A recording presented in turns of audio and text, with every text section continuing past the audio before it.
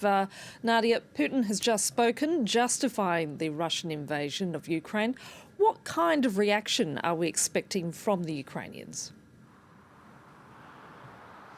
Well, no official reaction so far yet, Annette, and I suspect that we probably won't get one from the presidency itself. But I thought the framing of Vladimir Putin's speech was very interesting. You know, he told Russian soldiers and families of those out fighting now in Ukraine, you know, you are walking in the footsteps of your forefathers. This war is justified because this is a war against neo-Nazis, just as we fought the Nazis during the Second World War.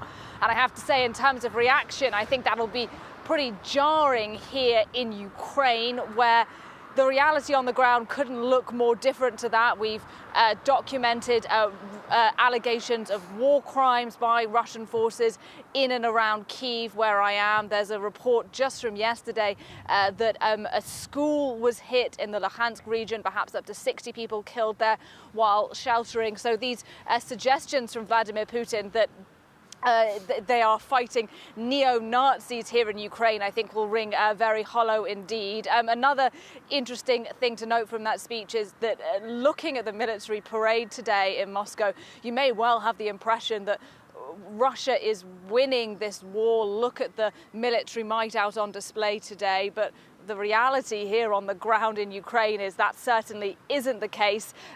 They've obviously failed in that lightning attack to seize the capital, Kyiv, where I am, several weeks ago, and they've really struggled in the east of the country too. They haven't seized Mariupol, that key city that they want, in order to swing down to the south and create that continuous strip of territory despite intensive bombardment. So the images and the words coming out of Moscow today don't necessarily fit with the reality on the ground here in Kyiv. And certainly Vladimir Putin didn't give any further details of what's the next phase for the Russian invasion, did he, Nadia? No, that's right. I mean, there was lots of speculation beforehand as to what it is that we might hear from Vladimir Putin in this speech. There was many suggestions that he may in fact call for a total mobilization of Russian forces to join this war in Ukraine. There was a suggestion as well that he may call it what it is, call it a war rather than a special operation. On those two specific points, we didn't hear anything from Vladimir Putin. But again, in terms of Ukrainian reaction, I suspect that people here are hardly going to be breathing a sigh of relief that this is not yet technically a war.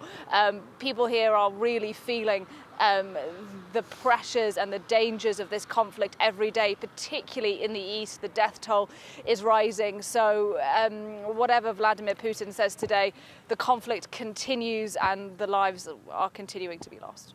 Nadia Massih reporting there from Kyiv. Thank you.